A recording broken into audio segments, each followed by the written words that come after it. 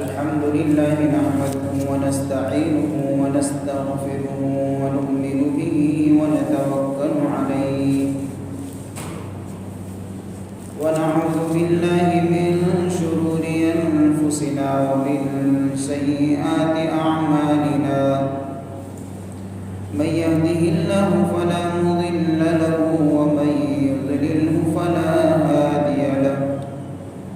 ونشهد أن لا إله إلا الله وحده لا شريك له ونشهد أن سيدنا وسندنا ومولانا محمدا عبده ورسوله صلى الله تعالى عليه وعلى آله وأصحابه أجمعين أما بعد فأعوذ بالله من الشيطان الرجيم بسم الله الرحمن الرحيم فبما رحمة من الله لنت لهم ولو كنت فظا غليظ القلب لانفضوا من حولك فاعف عنهم واستغفر لهم وشاورهم في الأمر فإذا عزمت فتوكل على الله إن الله يحب المتوكلين قال النبي صلى الله عليه وسلم من أعطي حظه من الرفق فقد أعطي حظه من الخير أو كما قال عليه الصلاة والسلام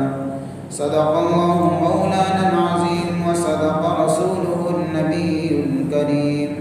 ونحن على ذلك لمن الشاهدين والشاكرين والحمد لله رب العالمين. قابل قدر محترم دوستوں اور بزرگوں، میں نے آپ حضرات کے سامنے قرآن پاک میں سے ایک جگہ سے آیت پڑھی ہے.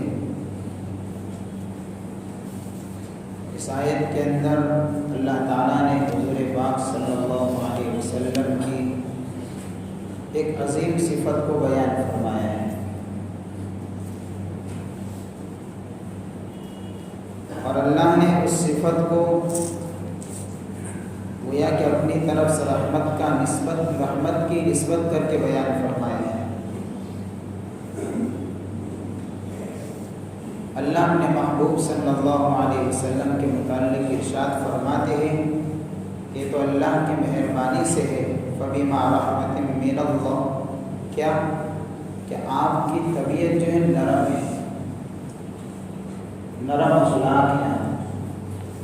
وَلَوْ كُنْتَ فَظًّا غَلِيظَ الْقَلْبِ لَانفَضُّوا مِنْ حَوْلِكَ،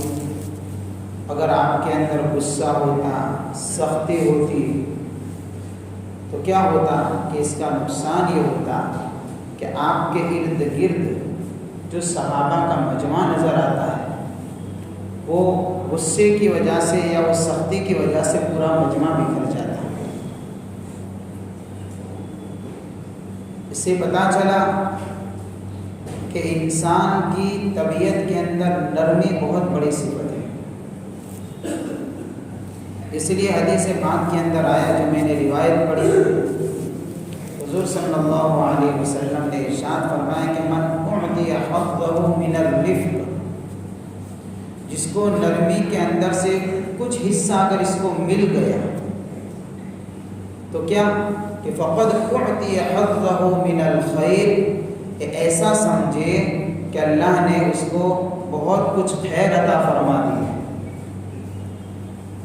انسان کا دل نرم ہو، انسان کی طبیعت نرم ہو تو اس کے لیے بہت سارے یعنی کہ بلکہ یوں کہا جائے کہ اس کے بلند اخلاق ہونے کی علامت ہے نرمی. جب طبیعت میں نرمی آئے گی تو باقی اخلاق بھی اور باقی صفات بھی پیدا ہوگی. اور اگر طبیعت میں تشدد ہوگا، ظلم ہوگا، غصہ ہے، نفرت ہے، عداوت ہے، تو باقی اخلاق بھی انسان کے اگر ہوں گے بھی تو پہچانے نہیں جائیں گے. لوہے سے اگر زیور بنانا ہو تو اس کو آگ کی بھٹی کے اندر نرم کرنا پڑتا ہے، تو پھر وہ یعنی کہ وہ زیور بنے گا اس سے، سونے سے زیور بنانا ہو تو، اور لوہے سے اگر ہتھیار بنانا ہو تو اس کو تپانا پڑتا ہے، زمین سے پھل اگانے ہو، غلہ اگانا ہو تو زمین کو نرم کرنا پڑتا ہے۔ اسی طریقے سے انسان چاہتا ہے کہ اس کے زندگی کے اندر اعلیٰ اخلاق کے پھول اگائے، اس کے اندر پیار نظر آئے، محبت نظر آئے، تواضع نظر آئے، اور اس کی زندگی کے اندر الگ الگ اخلاق کے اور پھولوں کی خوشبوئیں نظر آئے، تو اس کے واسطے ضروری ہے کہ اپنی طبیعت کو نرم کرے گا تو سارے پھول اگتے ہوئے نظر آئیں گے۔ اور اگر طبیعت میں تشدد ہوگا تو پھر زندگی کے اندر ظلم اور زیادتی کے کانٹے نظر آئیں گے، تشدد کے کانٹے نظر آئیں گے، اس کے بلند اخلاق پہچانے نہیں جائیں گے، اس کے اچھے صفات اگر دوسرے ہوں گے بھی تو اس تشدد کی وجہ سے، اس سختی کی وجہ سے، اس طبیعت کے اندر یہ جو عداوت ہے اس کی وجہ سے سارے اخلاق ڈھک جائیں گے، چھپ جائیں گے۔ اس لیے اللہ نے رحمان کے بندوں کی خاص صفت بیان فرمائی، عباد الرحمن الذین یمشون علی الارض ہونا، بہت سارے صفات بیان فرمائے کہ رحمان کے بندے یعنی اللہ کے نیک بندے کیسے ہوا کرتے، جو چنندہ ہوتے، اللہ جن کو چنتا ہے ان کو کیسا بناتا ہے اللہ، تو اللہ نے فرمایا کہ ان کی پہلی صفت تو یہ ہے الذین یمشون علی الارض ہونا، جب وہ چلتے ہیں تو ان کی چال کے اندر بھی نرمی نظر آتی ہے، نرم چال چلتے ہیں، تو یہ طبیعت کی نرمی ہے، جو انسان جب چلتا ہے تو پتہ بھی چلتا ہے کہ بھئی نرم مزاج آدمی ہے۔ روایتوں میں آتا ہے اللہ کے نبی صلی اللہ علیہ وسلم نے ارشاد فرمایا من یحرم الرفق فقد یحرم الخیر، جس انسان کی زندگی کے اندر سے نرمی چلی جائے اور کسی کو اللہ نرمی سے محروم کر دے تو پھر وہ سمجھ لے کہ اس کے لیے بہت سارے خیر کے راستوں سے وہ محروم ہو چکا ہے۔ اب یہ چیز ہے کیسی لگتی ہے کہ بہت معمولی چیز نظر آتی ہے، لیکن معمولی چیز میں بہت بڑی صفت ہے، انسان کا دل نرم پڑ جائے، طبیعتیں نرم پڑ جائے۔ اس لیے تو اللہ نے اپنے حبیب صلی اللہ علیہ وسلم کی ایک خاص صفت کا ذکر فرمایا، ایک غزوہ احد کا واقعہ چلتا ہے، اس سے پہلے میں اس کے پورے واقعے کو تو نہیں بتاؤں گا، باقی صرف اشارہ کرتا ہوں کہ غزوہ احد کے اندر صحابہ سے اتفاقاً ایک غلطی ہو گئی، جان بوجھ کر نہیں، ایسا ہو گیا سمجھ پھیر کی وجہ سے۔ کیا غلطی ہوئی تھی کہ اصل میں غزوہ احد کے اندر صحابہ کو غلبہ حاصل ہو گیا تھا، پہلی فتح صحابہ کی ہو چکی تھی۔ جنگ سے پہلے اللہ کے نبی صلی اللہ علیہ وسلم نے چند صحابہ کو ایک ٹیلے پر کھڑا کر دیا تھا کہ وہیں رہیں گے، ہو سکتا ہے دشمن کہیں ایسا نہ ہو کہ پیچھے سے حملہ کرے، اس لیے آپ لوگ یہیں پر رہیں۔ حضور نے یہ چند صحابہ کو وہاں کھڑا کر دیا۔ اب جب یہاں پر دیکھا وہ ٹیلے پر کھڑے رہنے والے صحابہ نے کہ کافر لوگ اب میدان چھوڑ کر بھاگ رہے ہیں، یعنی یہ لوگ جنگ ہار چکے ہیں، جیت ہماری ہو چکی ہے، لہذا اب ہم کو بھی اس جگہ سے نیچے اتر کر مال غنیمت کو جمع کرنا چاہیے، اس لیے کہ حضور صلی اللہ علیہ وسلم نے ہم کو جو کہا تھا یہاں کھڑے رہو، یہ تو اس لیے کہا تھا کہ جنگ شروع تھی، کہیں ایسا نہ ہو پیچھے سے حملہ ہو جائے، اب یہ تو بھاگ رہے ہیں تو معاملہ ختم ہو چکا ہے، لہٰذا نیچے اترنے میں کوئی حرج نہیں ہے۔ ایک سمجھ پھیر ہوئی تھی، لیکن چونکہ منظر دیکھا تو صحابہ اتر بھی گئے وہاں سے۔ اب پیچھے سے جب دشمن بھاگتا ہوا جا رہا تھا تو پیچھے نظر آیا کہ اب ٹیلے پر کوئی نہیں ہے، تو حملہ جو ہوا ہے وہ پیچھے سے ہوا ہے۔ اس کے نتیجے میں پھر بڑا افراتفری کا عالم ہو چکا تھا، یعنی جو غلبہ صحابہ کو ملا تھا تھوڑی دیر کے لیے اس غلبے کے اوپر، یعنی گویا کہ کافروں کو غلبہ اس کا ہوتا ہوا نظر آیا، کئی صحابہ شہید ہوئے، حتیٰ کہ حضور پاک صلی اللہ علیہ وسلم کے متعلق بھی افواہ پھیلائی گئی کہ حضور کو شہید کر دیا گیا۔ بڑا عجیب منظر پھر قائم ہو گیا۔ تو یہ غلطی ہو گئی کہ صحابہ سے، اس لیے اللہ تعالیٰ نے فرمایا، لیکن حضور صلی اللہ علیہ وسلم نے صحابہ کو نہ ڈانٹا ہے، نہ سختی کی ہے، نہ ان کو دھمکایا ہے، جبکہ اتنی بڑی یعنی کہ کامیابی ناکامی میں بدل گئی، کئی صحابہ شہید ہو گئے، خود حضور پاک صلی اللہ علیہ وسلم خود پریشانی کے عالم کے اندر آ چکے، ایسے حالات نازک بن گئے، بعد میں جا کر پھر معاملہ پلٹ گیا، لیکن بنے تو صحیح، صحابہ شہید تو ہوئے، حضور کو تکلیف تو پہنچی، لیکن اللہ کے نبی صلی اللہ علیہ وسلم نے نہ ڈانٹا ہے، نہ دھمکایا ہے، نہ غصے ہوئے، نہ تشدد کیا، بلکہ قرآن کیا بیان کرتا ہے، فَبِمَا رَحْمَةٍ مِّنَ اللَّهِ لِنْتَ لَهُمْ، یہ تو اللہ کی مہربانی ہے کہ اے نبی ہم نے آپ کی طبیعت کو، یعنی اللہ نے آپ کی طبیعت کو نرم بنایا ہے، اگر آپ غصے ہو جاتے اور آپ یعنی کہ سختی پر اتر جاتے تو یہ اسلامی جمعیت، یہ پورا یعنی کہ جو نظر آتی ہے آپ کے ارد گرد یہ صحابہ کا گروہ، یہ منتشر ہو جاتا۔ ایسے حالت میں بھی کہ حضور صلی اللہ علیہ وسلم کا بہت بڑا وصف ہے، بہت بڑی صفت ہے، طبیعتوں کا نرم ہونا۔ کچھ یہودی حضور پاک صلی اللہ علیہ وسلم کی خدمت میں آتے ہیں، انہوں نے حضور سے سلام کیا، اور سلام بھی بڑا عجیب یعنی کہ اس کے الفاظ تھے، السلام علیکم، السلام نے سلام کرتے یہودی لوگ کیسے حضور کو سلام کر رہے ہیں، السلام علیکم، یہ سلام نہیں ہے، یہ اصل میں ایک بد دعا کا لفظ ہے۔ ہم بھی جب سلام کریں ایک دوسرے کو تو ذرا اچھے الفاظ سے سلام کریں، اچھے طریقے سے سلام کریں، بہت بڑی دعا ہے یہ رواج نہیں ہے،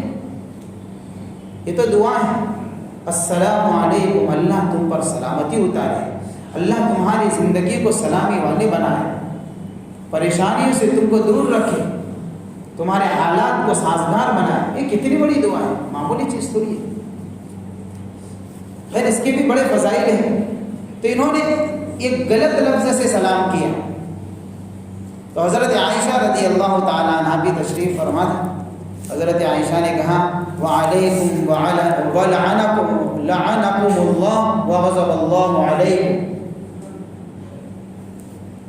اللہ کی لعنت ہو تم پر اور اللہ کا غضب ہو تم پر۔ تو ایسا کون سا بددعا کا لفظ ہے، اس کا معنی کیا نکلتا ہے؟ اس کا معنی یہ نکلتا ہے السلام علیکم کا معنی کہ تم پر موت ہو، جس کو ہم اپنی زبان کے اندر کہتے ہیں مرو تو اچھا۔ یہ نعوذ باللہ حضور پاک صلی اللہ علیہ وسلم کی شان میں گستاخی کی لفظ ہے۔ اب یہ کتنی بڑی گستاخی ہے، تھوڑی دیر کے لیے سوچیں، تصور کریں، یہودی حضور صلی اللہ علیہ وسلم کی شان میں کتنی بڑی گستاخی کرتے ہیں، تو ظاہر سی بات ہے صحابہ کو بھی جوش تو آئے گا، اس لیے حضرت عائشہ نے بھی ریٹرن یہی جواب دیا وعلیکم، تم بھی مرو،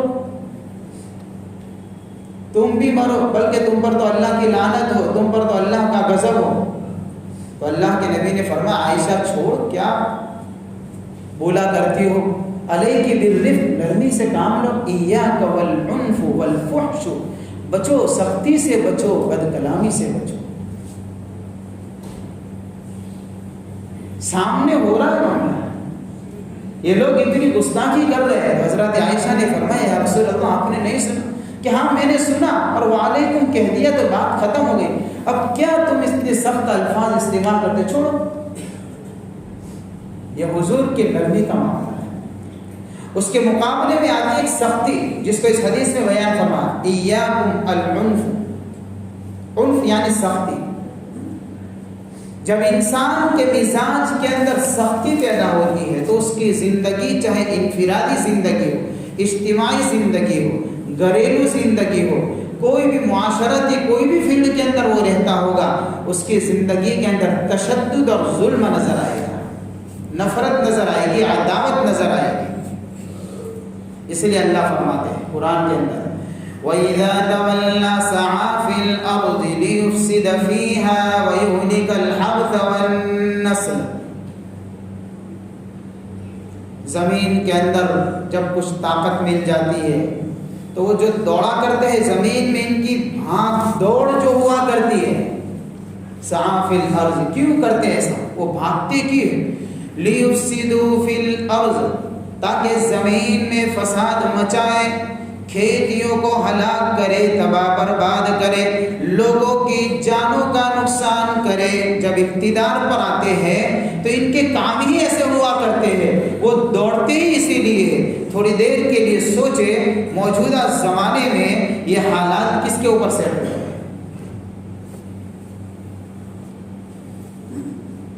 جب بھاگ دوڑ ان کے ہاتھ میں آتی ہے تو ان کے کام بتا دیتے ہیں کہ بڑے سخت مزاج ہے، ان سے نرمی کی کیا امید کریں گے؟ ان کا کام ہی ایسے فساد مچاؤ، کھیتیاں برباد کرو، لوگوں کے معیشت برباد کرو، لوگوں کے کاروبار برباد کرو۔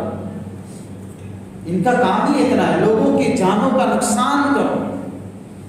وَإِذَا دَخَلُوا إِذَا قَرْيَةً إِذَا أَفْسَدُوهَا وَجَعَلُوا أَعِزَّةَ أَهْلِهَا أَذِلَّةً۔ سخت مزاج لوگ جب بستیوں میں داخل ہوتے، حاکم بنا کرتے ہیں، تو ان کا کام ہی اتنا ہوتا ہے کہ زمین میں وہ فساد مچاتے رہتے ہیں۔ ان کے چیلے ہوا کرتے ہیں، وہ اشارے کرتے ہیں، اور ان کے کہنے کے اوپر یہ سارے کے سارے لوگ زمین میں فساد مچاتے ہیں، ملک میں بربادی لاتے ہیں، عزت دار لوگوں کو ذلیل کیا کرتے ہیں۔ اس سخت مزاج لوگوں کی نشانی ہے، یہ قرآن نے علامت بیان فرمائی کہ ایسے لوگ ہوا کرتے ہیں۔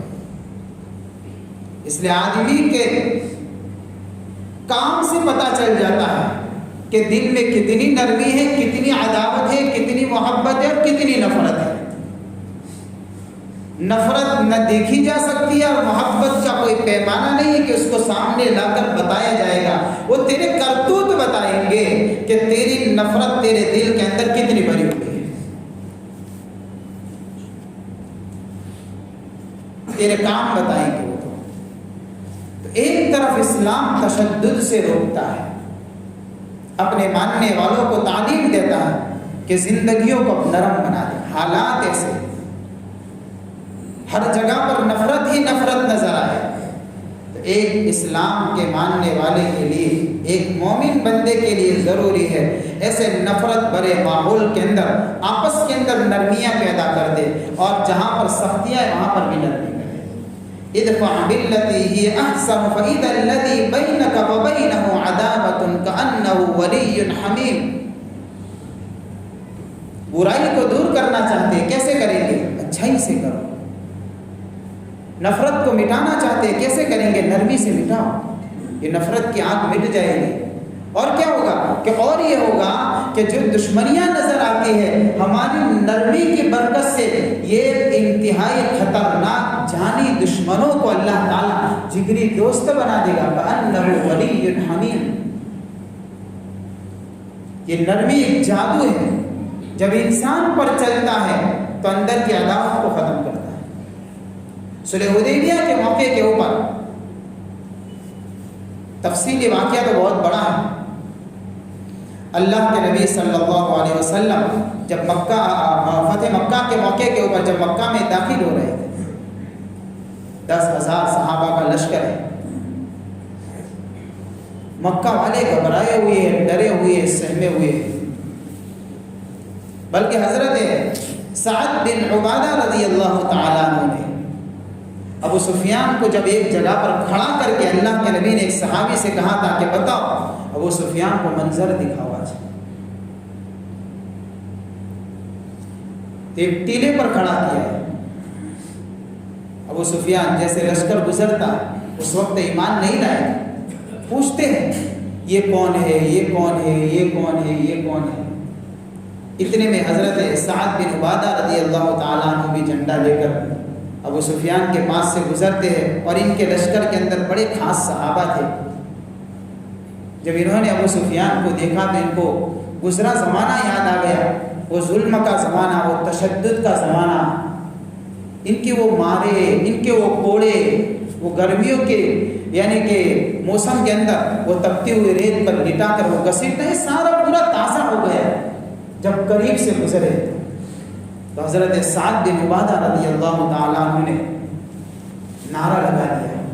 الیوم یوم الملحمہ الیوم تستحل الکعبہ،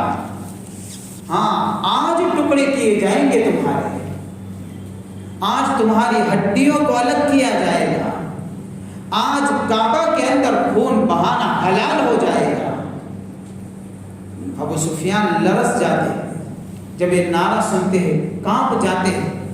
بے چین ہو جاتے ہیں، کیونکہ اتنے بڑے لشکر کو دیکھ کر کفار مکہ بھی دب چکے تھے۔ اتنے میں اخیر کے اندر حضور صلی اللہ علیہ وسلم کا لشکر آتا ہے، جس میں حضور صلی اللہ علیہ وسلم تھے۔ ابو سفیان آپ علیہ السلام کے پاس جاتے ہیں اور جا کر کہتے ہیں کہ آپ نے نعرہ سنا، آپ کے صحابہ نے کیا نعرہ لگایا ہے؟ کہ میں نے تو سنا نہیں۔ ابو سفیان بتا کیا نعرہ لگایا ہے؟ ابو سفیان نے کہا یہ نعرہ لگایا ہے، اللہ کے نبی نے اس نعرے کو بدل دیا اور یوں فرمایا نہیں، آج تو رحم کیا جائے گا، آج جان بخشی کا معاملہ کیا جائے گا،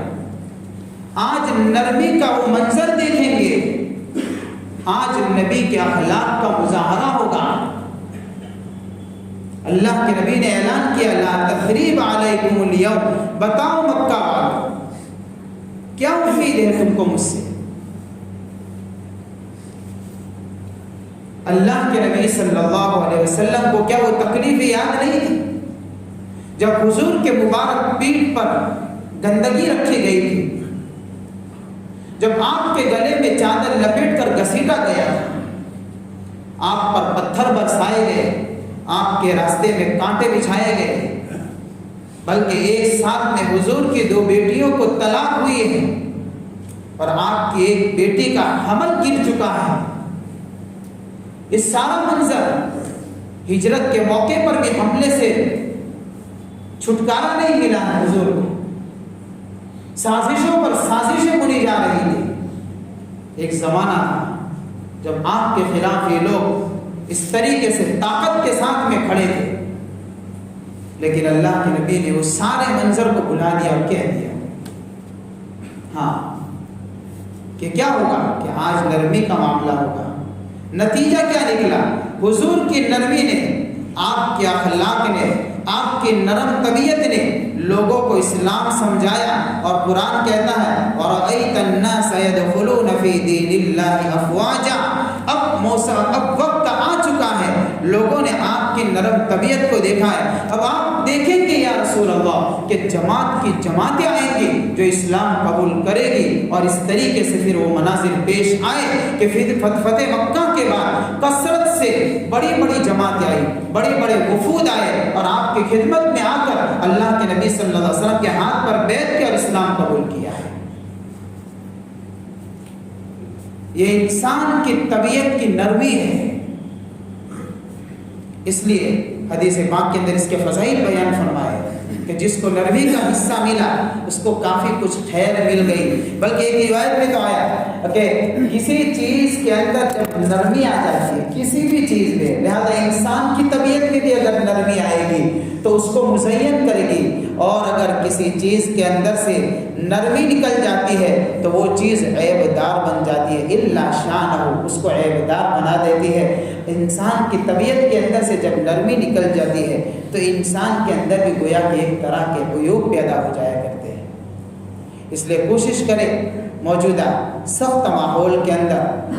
جہاں پر لوگوں کی معیشتیں ٹوٹ رہی ہیں، لوگوں کے روزگار ٹوٹ رہے ہیں، نفرتیں بڑھ رہی ہیں، عداوتیں بڑھانے کی مستقل اسکیمیں اور پلاننگیں ہو رہی ہیں، سازشیں ہو رہی ہیں، اس کے پیچھے بڑے بڑے مختار دماغ چل رہے ہیں، یہ سارا منظر ہو رہا ہے، اس ماحول کے اندر ضروری ہے ہم اپنے پڑوس والوں کے ساتھ میں، اپنے سماج والوں کے ساتھ، سماج کے ساتھ میں، اپنے تعلق والوں کے ساتھ میں، بلکہ اس سے آگے بڑھ کر کوئی ایسے غیر مسلم بھائی ہے ان کے ساتھ میں بھی نرمی کا معاملہ کریں کہ جب نرمی کا معاملہ کریں گے ان کے لیے اسلام کے پیغام کو سمجھنا آسان ہو جائے گا، اور دلوں میں بوئی جانے والے نفرت بھرے کانٹے یہ اور نفرت بھری یہ جو عداوت کی آگ جو جل رہی ہے، یہ محبت کا پانی جب چھڑکیں گے تو جلدی آگے بجھتی ہوئی نظر آئے گی۔ اللہ تعالیٰ ہماری زندگیوں کے اندر یہ صفت پیدا فرمائے، عمل کی توفیق عطا فرمائے۔ وآخر دعوانا الحمدللہ رب العالمین۔